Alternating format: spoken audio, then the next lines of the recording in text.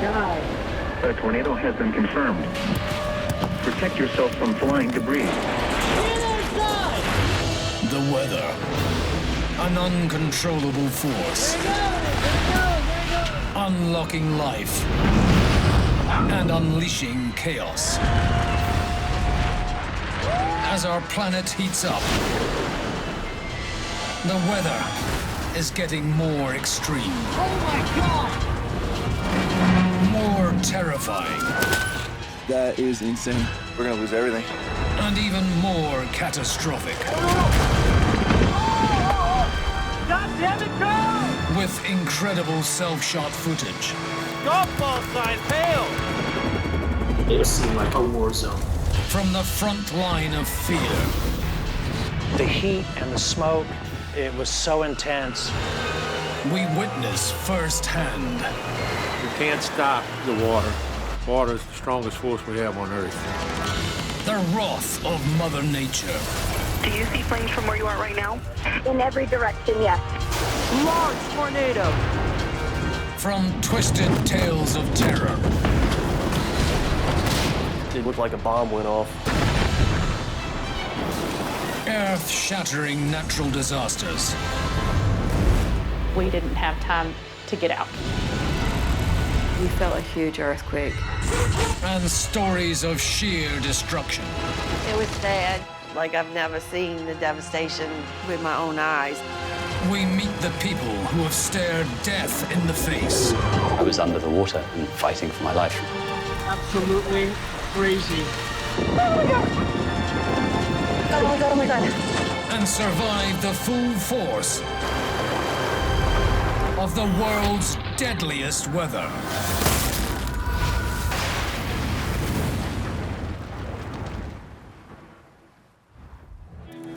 Coming up, in Louisiana, a young man guards his family home Oh my God! as Hurricane Ida rips apart communities Get inside! Get in! and takes down houses. There it goes! In Norway, high seas and high winds force the captain to abandon ship. I gave the international jump signal, In California, a dream ranch is surrounded by wildfire. That's almost to our property right there. We gotta go. Let's go. And the animals are abandoned. I don't even care about the house. We're gonna lose the animals. And in France, a kiteboarder gets sucked inside an avalanche. Mais c'est vrai qu'elle était tellement d'une grosse ampleur que pour moi, c'était les derniers moments de ma vie.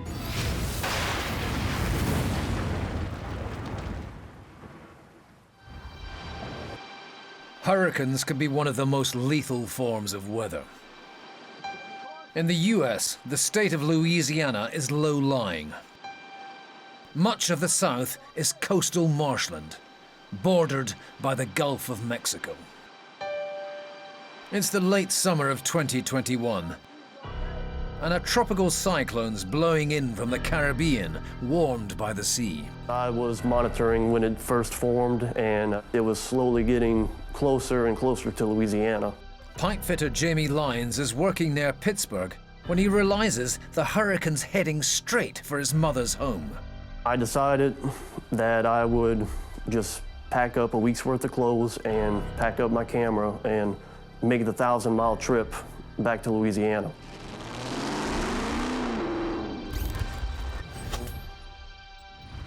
Home is Chauvin, a small settlement in the heart of the swamps and bayous of the Louisiana southern coast. By dawn, the sky is ominous. It was around 5 or 6 in the morning. The sun was slowly starting to come up, but of course you couldn't see it because there was already like tropical storm conditions happening with rain showers and gusty winds. 40 miles east in Lafitte, the fishing community is preparing to protect its boats. Ronald Dufresne is a fifth-generation shrimper, owner of his fishing boat, Mr. Jug. A couple hours before the storm really got intensified, And we locked up and went across the bayou, got on the boat. And that's how I prepare for the storm. You know, I put my outriggers down in a sea state. We'll crank up the boat, go drop anchor into the bayou, tie there, and I have dead men on the land that we tie it to also. It's like 3 lines of defense, plus my driving capability. We had the wind, but we also had that tidal surge. It looked like a black water raft. The marsh that came through the backside of the land was just like tumbleweeds coming through. Alongside Ronald, his wife Jan. Well, it's a given fact every storm that's coming. When they say a hurricane's heading this way, I know exactly what's going to happen. We got to go to the boat, and I never want to go. I always want to stay home.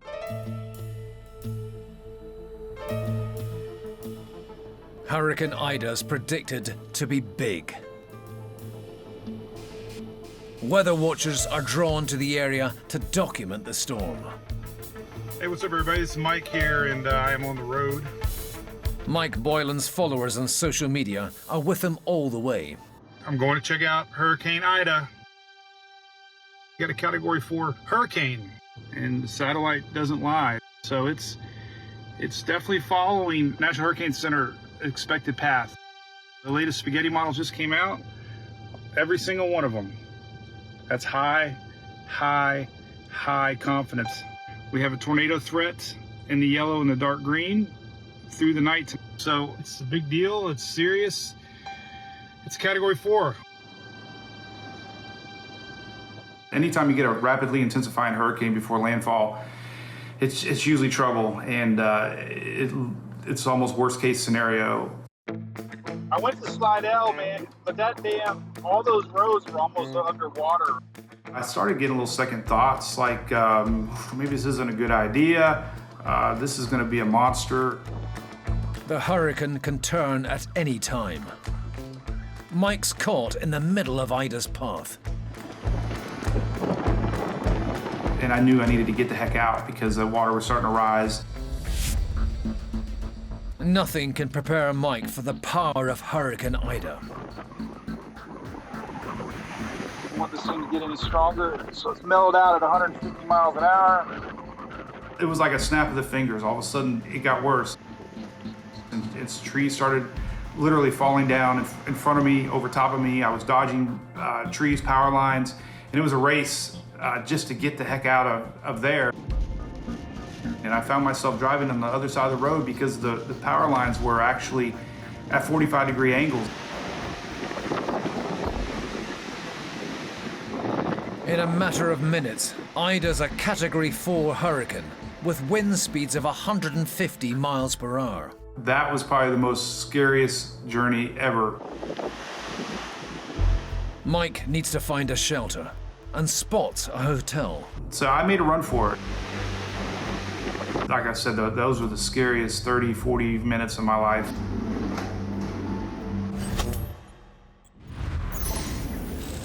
In Chauvin, the winds from Hurricane Ida are picking up to dangerous levels.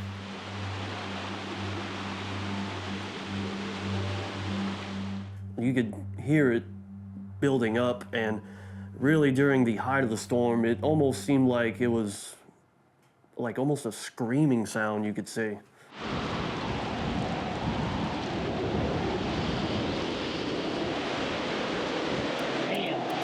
Every house on stilts is vulnerable. Oh, God.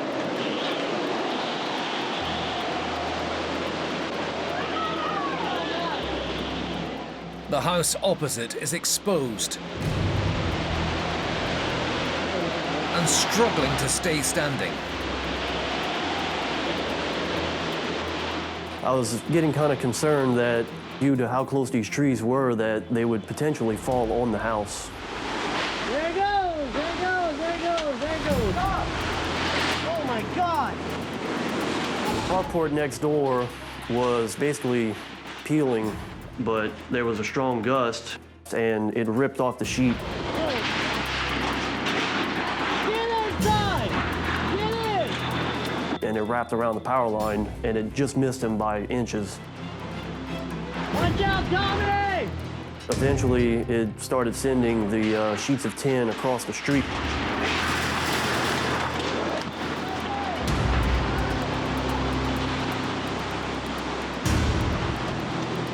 The stilts were starting to slowly lean. Knew that eventually a strong gust would come and it would knock it down. Oh, there goes his house! I was shocked. It was really unbelievable to see that happen. Roll tide now.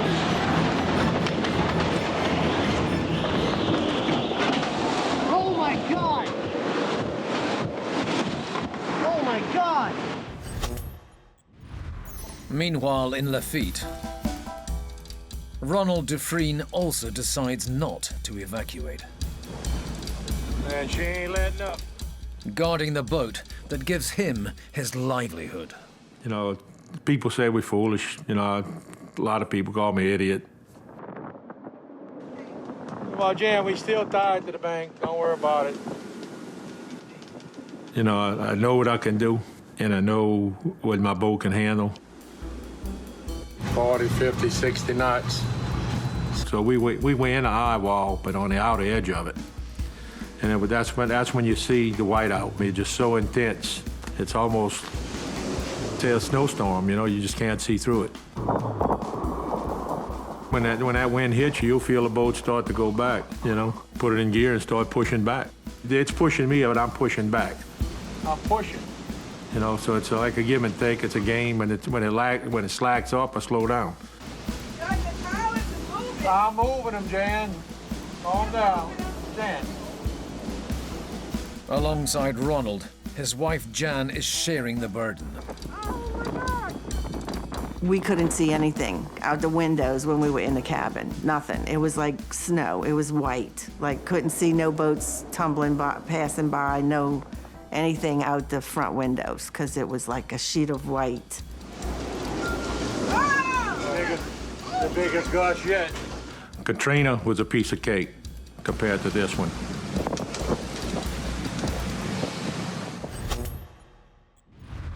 "30 miles north in Butte, weather watcher Mike Boylan is holed up in a hotel.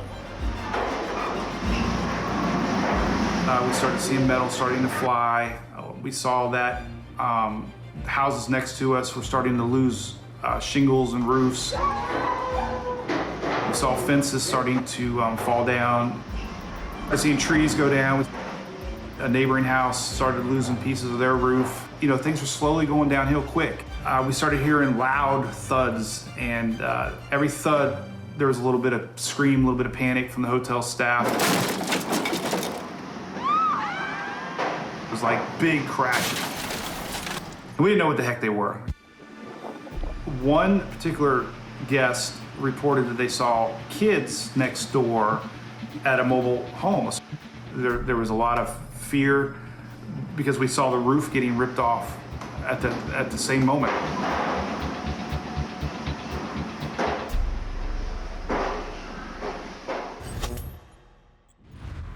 Down in Chauvin, property isn't faring much better. Hurricane Ida's tearing up the neighborhood.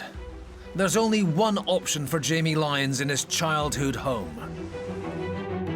I had to hunker down in the bathroom.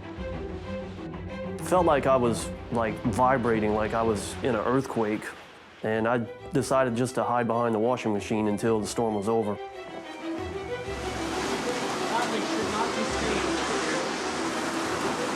And I was stuck in here forever and never going to end.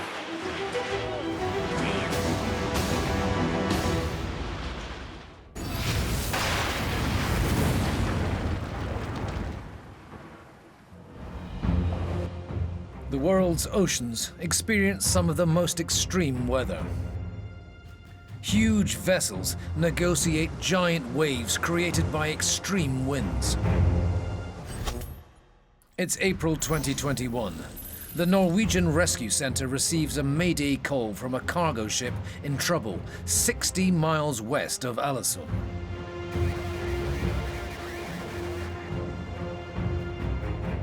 A heavy storm has loosened the top deck cargo of the Eemslift Hendrika, and she's listing badly.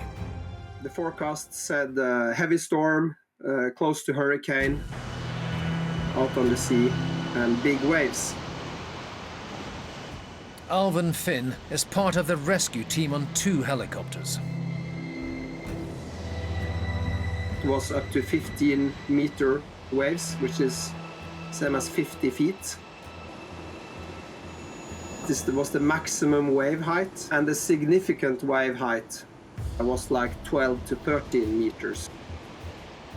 It's a huge ship. It's more than 100 meters.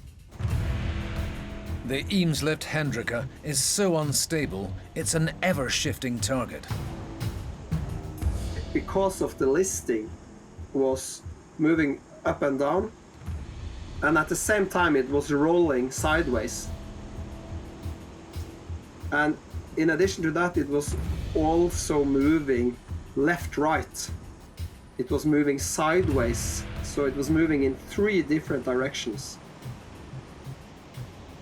And that was what made this extremely demanding. It's almost impossible to board. To hoist a person down on a ship like that, you have to find that moment. You have that window of opportunity for a few seconds.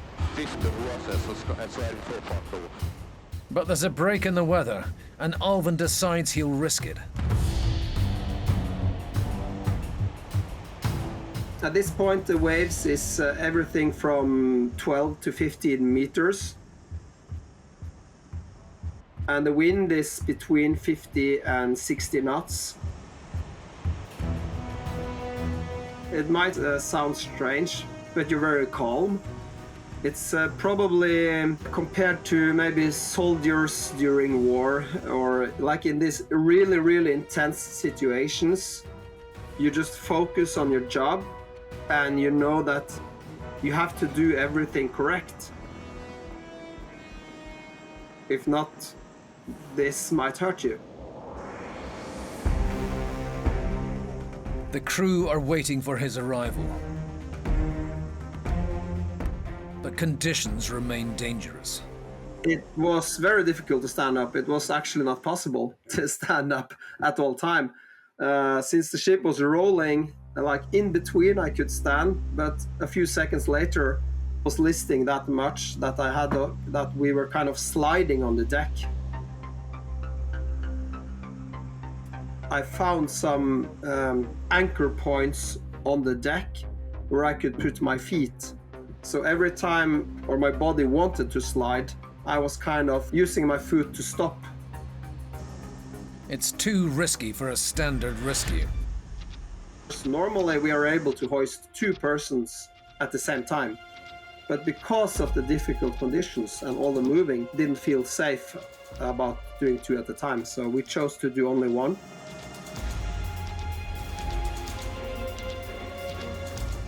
They were 12 people. They had already decided only to evacuate 8. So that's what we did. The captain on the ship it's his decision.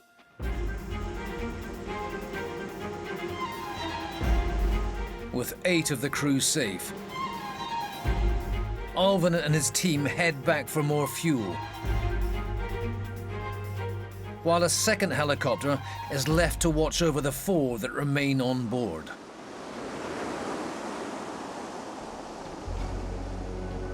But when Alvin gets back, conditions have deteriorated. The weather changed from heavy showers of rain to heavy showers of snow. It's getting dark, and the captain makes a bold decision. He decided to leave the ship, abandon it, which was a very wise decision.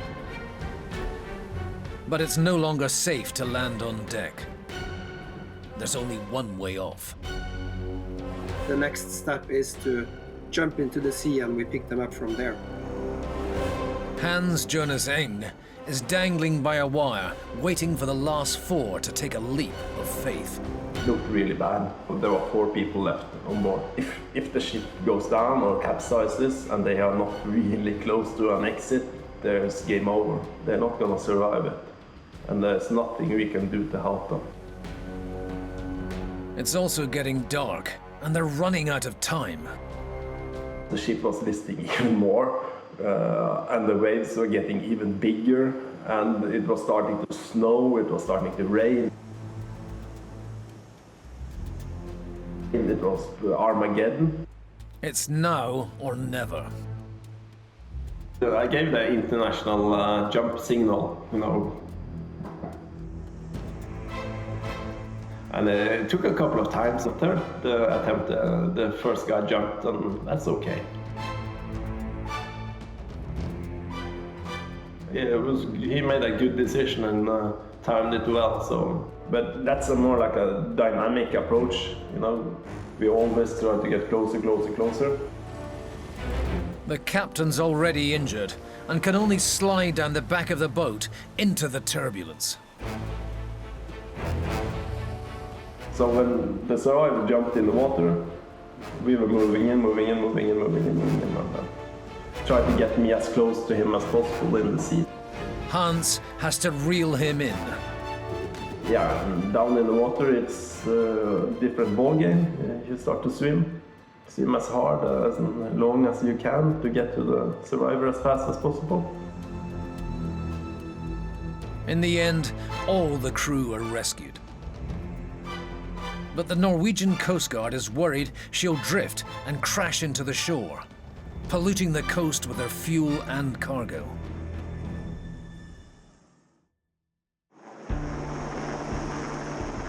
Later, Alvin returns to the ship to attach guidelines for the tugs to tow her to safety. Attached to this! Get over there!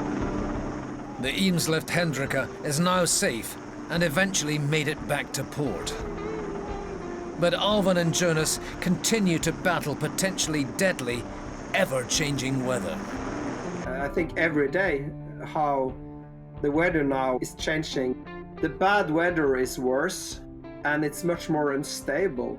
Like when it rains a lot. It didn't used to be like that. So for sure something is happening with the weather. It's more extreme and more variable than it used to be. You better respect the nature or else you're gonna get hurt or killed.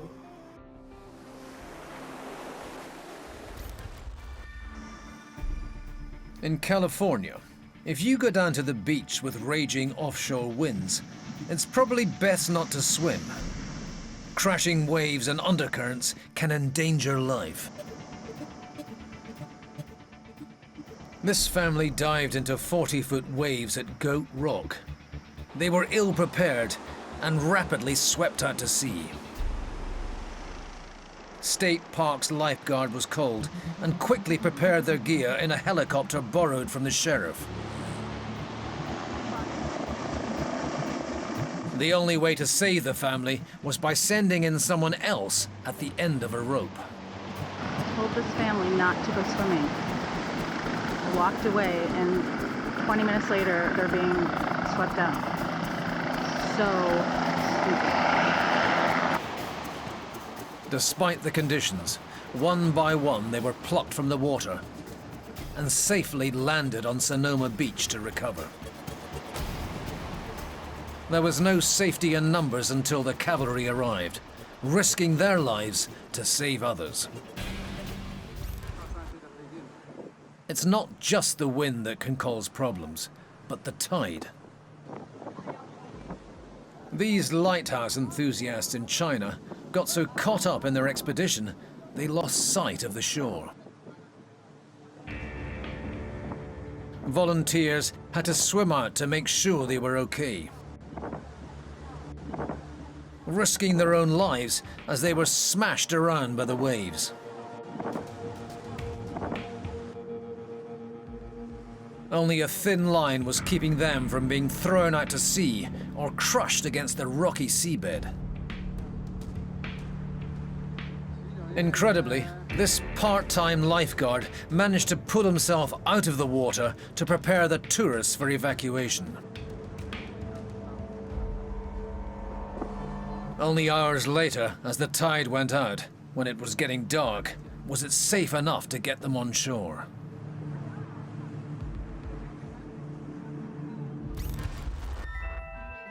Some people unaccustomed to surviving at sea just picked the wrong vessel.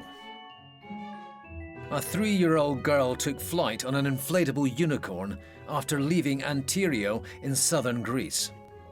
The wind was pushing her further out to sea. The captain of the Salamino Matches ferry diverted course to intercept the intrepid young girl and her galloping ride.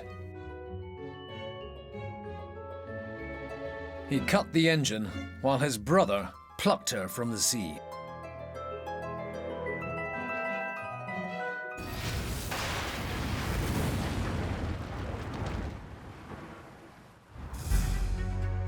Months of extreme heat result in tinderbox dry vegetation.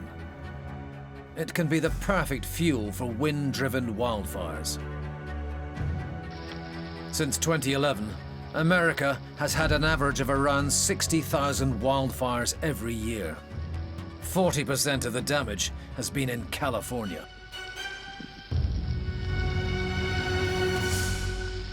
Are you ready to be country gunner? Uh-huh. Ryan Fusco has lived in Southern California all his life. At the age of 30, his dreams come true when buying a 42-acre ranch near San Diego. It's September 2020, and Ryan set up home with his girlfriend and dogs. I came around the corner and saw this beautiful, flat, 42 acres of usable property in Southern California, and I couldn't really turn it down. What makes it a dreamland is just, it's the terrain, it's the scenery, it's the animals, not only ours, but the wild animals that come up. Walter, you want an apple, buddy? There you go, yeah. The land's dry, but water stored on site feeds sprinklers to create a little oasis of green. The sprinkler setup right here, previous owner was very, very proud of this nice grass section. It's beautiful. But just 2 weeks after they move in, there are sparks of a wildfire nearby. We got a big one going on back there behind me. The animals now, I feel really bad for them right now because they're kind of in a panic. And again, we really don't have a fire plan put together. It's accelerating straight for Ryan and the animals. So we were kind of watching it at a distance, but it still didn't quite register as immense and intense as it was.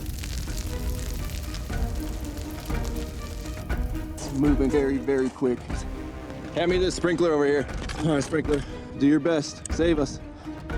The Cal Fire plane, I don't even know if that's on the camera right there. Probably a good 1,000 feet from our property line at that point, and we saw 20, 30, 40-foot flames coming over the top of the mountain. We get a small victory every time we see a little plume of white smoke like that, but it's very short-lived. Turned pretty catastrophic pretty quickly.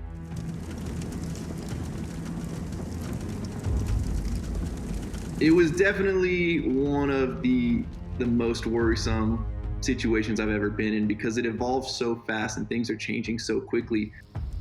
Don't know what else to do. We got flames coming up over the hill now. I just saw them cresting up there. It was massive, it was violent. It was creating its own weather. There were fire tornadoes. It's an incredible force of nature when a fire comes ripping through like that, and until you see it in person, you just don't understand. There's nothing else we can do, we gotta go. Ryan and his girlfriend have time to evacuate, but the animals have no such luxury. Come on, animals, you guys gotta get out. Come on, guys. So we opened all the gates, we let all the animals out, and at least they had a fighting chance of survival. That is insane. We gotta go. Dude, we're gonna lose everything. Hey, we gotta go. Go, let's go, let's go. That's almost to our property right there. We gotta go, let's go. So it's basically just watching your dreams crumble in like slow motion. Feels so horrible right now. I mean, this is literally watching my dream go up in flames. I've never felt this helpless in my life. You're watching these giant flames and, 100-something foot fire tornadoes. You're basically watching like doom. Look how close that is to our house. We're done. Driving away not knowing what was going to happen was probably one of the worst feelings that I've ever had in my life. I don't even care about the house. We're gonna lose the animals. Ryan and his friends make it to higher ground, but watch the wildfire surround his home and animals.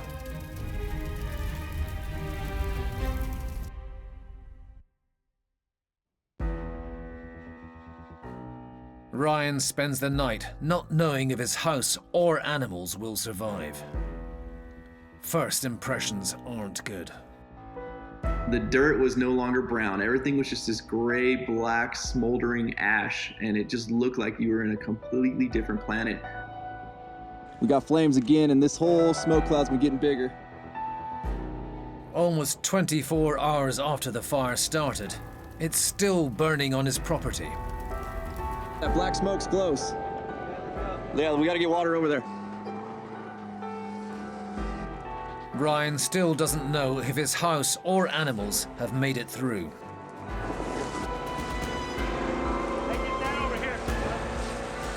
But as we started coming up the driveway, we one by one started seeing all of our large animals. Oh, we got a house. We got a bunch of donks. I see geese. The wildfire destroyed multiple homes, causing millions of dollars of damage. We definitely have a newfound respect for Mother Nature. It's a wake-up call to appreciate everything around you. Again, we're safe. We got a house, and our animals are alive, which is like, that's priority numero uno. Animals can often be most vulnerable in the face of extreme weather. This mom and her puppies were buried alive during a mountslide in India. Up to their necks in dirt, their owners raced to rescue the family. Finally, she's free. 2 of her puppies survive. With their mouths full of dirt, they have to be cleaned up quickly. A bottle of water and a towel is all they have to get them back to black and bringing air back into their lungs. Later, under the house, an exhausted mum is reunited with her offspring. Slowly they regain their strength with what little milk she has left. An incredible survival story, in the face of the power of the rain to remold the landscape in seconds. In Kenya, rising water levels on Lake Baringo are forcing conservationists to move a few of the remaining giraffes. This male bull is called Labernotti and had the trip of a lifetime on a barge made by the local community. While his home disappears underwater, Labernotti joins 2 female giraffes, Asiba and Pasaka, on a bigger area of land.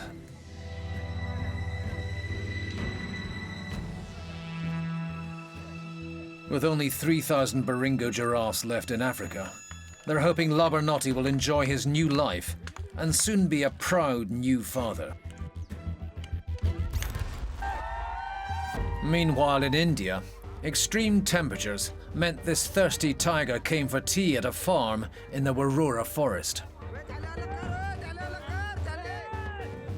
He stayed for 3.5 hours as they used a wooden cot to encourage their unexpected guest to head for home. Which he does by clambering up the wall.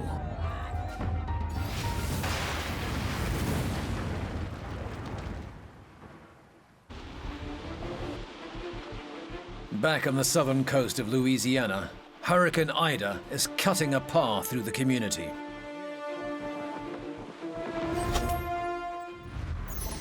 Chauvin on the Mississippi Delta is hit hard. Witnessed by Jamie Lyons sheltering overnight behind a washing machine. It's not good, y'all. I didn't really feel the full effect until the morning when I woke up and stepped out on my porch to see all the damage that happened. Damn. It basically looked like a bomb went off. The level of destruction, I really still can't wrap my head around it. It was just unbelievable.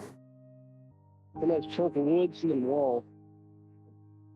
I really do feel lucky to be alive after experiencing that hurricane.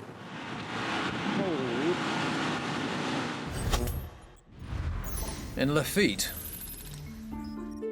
Ronald and Jan's boat is safe, but back in town, their home is surrounded by water. I'm here this morning at my house. There's things that nightmares are made of. Very fortunate. My home survived. The water came up to this step here.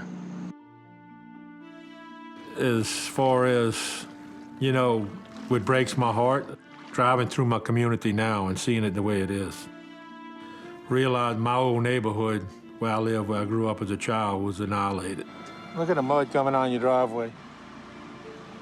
It's a new construction.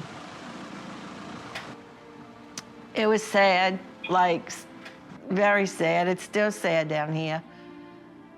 You know, I feel for the people who lost everything. Houses were moved, floated down the way. This one was like I've never seen the devastation.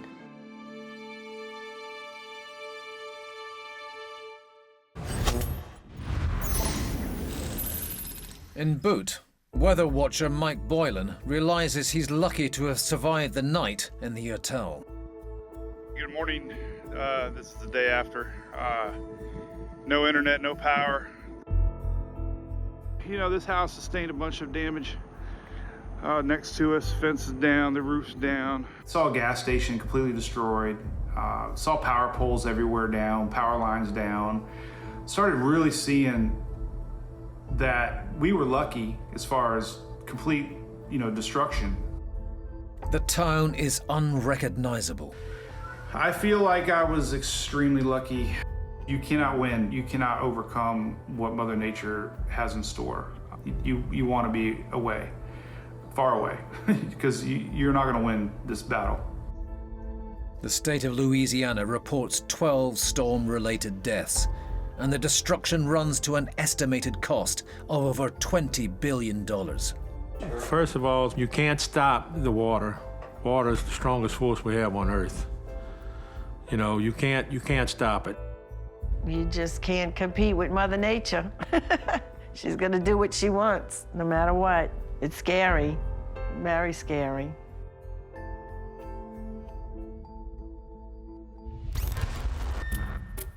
Wind and water don't always mix, even when it's for sport.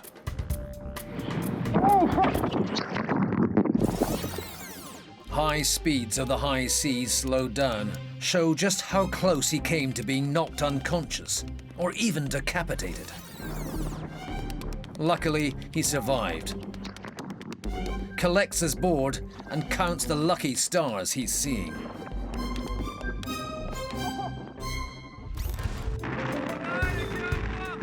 This kite surfer also lost control in the coastal winds. Luckily, he didn't hit anyone on the way down.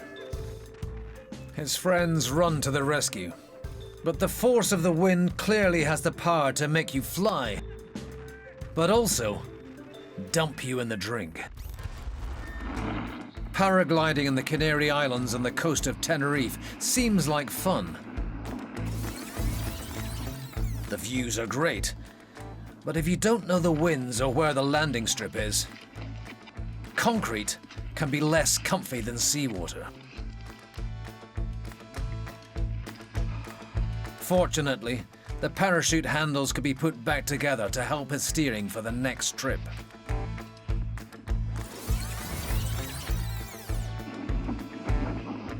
After dusting himself down, it turns out he wasn't the only one losing the battle between man and wind direction. Stupid landing. Huh? I didn't see the flags. I couldn't see which way to come in. Yeah?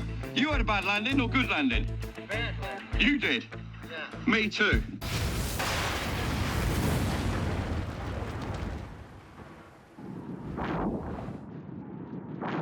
Most of the time, the sheer power of the wind can be used to enhance the human experience. I'm Laurent Guyot. I live in the French Alps, Serre-Chevalier Valley. In the summer season, I do kite surfing. So kiteboarding is a super sport because we use elements to have fun. We can ride with the wind, with our kite. It's a big freedom. We can jump high, we can go free riding. I really love this sport. But in the winter, when the temperatures drop and water turns to ice, the boarding surface changes. I feel really alive here in the mountains. It's January 2021. The joy of life in the arms of the wind is about to be taken away by the cold embrace of winter.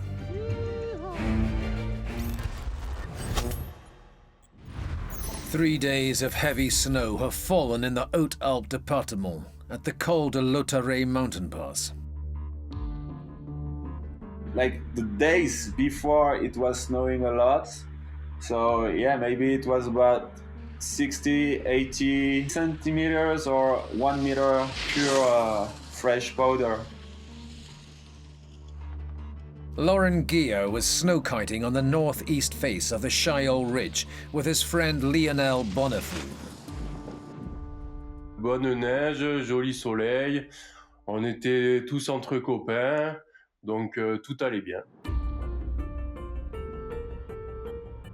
The powder is fresh, but the air temperature's rising. It's so beautiful when you see the summits with the snow and the wind blowing, the snow flying in the air, you know. The colors are really beautiful. It's all white and blue. As the powder gets cut up and the snow melts, the risk of avalanche grows. I realized something was wrong when I heard someone screaming. And then I look up and I saw this huge avalanche coming right to us. At the beginning, it was like a little avalanche, but I knew it was going to be really, really big because there was a big powder condition. But Laurent's friend Lionel is up the mountain and up close with his orange kite. J'ai commencé à réaliser qu'il allait se passer quelque chose de grave quand j'ai commencé à entendre le souffle de l'avalanche. Donc j'ai pu voir un gros nuage de neige qui arrivait sur moi avec un bruit assourdissant. Snow, rocks and ice are hurtling towards him. I heard like a big explosion, something really, really huge. It was like a tsunami of powder. Lionel is in a race for his life. J'ai commencé à glisser avec mon snowboard et au bout d'une dizaine de secondes, l'avalanche m'a impacté dans le dos.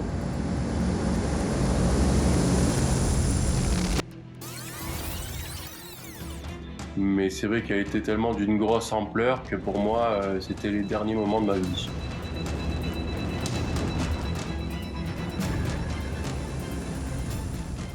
Et je retombe sur la fin de l'avalanche et à ce moment-là, je me fais ensevelir Et je suis sous la neige à peu près entre 5 et 10 secondes. Je sens que donc je glisse avec l'avalanche, à essayer de nager dans l'avalanche pour pouvoir rester à la surface de la neige, de l'avalanche.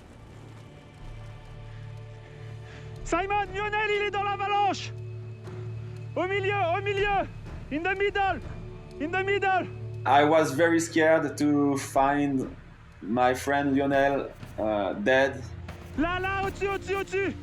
Au-dessus, up. Somehow Lionel manages to find the will to live. Au bout d'une dizaine de secondes, l'avalanche s'arrête. Et avec beaucoup de chance, je suis sur le dos et je commence à vouloir bouger. Donc je bouge mes bras et là, j'arrive à me dégager de l'avalanche. Lionel!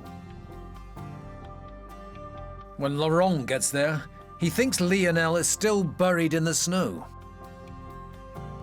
But Lionel's already halfway down the mountain. I remember I was thinking, okay, we had the chance of our lives. Like, it's so big, so huge. Like, I can't believe Lionel is alive. Yeah, it's a miracle. For Lionel, it's been a rebirth. Ouais, cet accident m'a beaucoup changé. Au niveau de psychologiquement, c'est vrai que pour moi, comme je le dis régulièrement et souvent, je recommence une nouvelle vie. Avalanches are deadly. Mountain rescue teams recommend you never do alpine sports alone.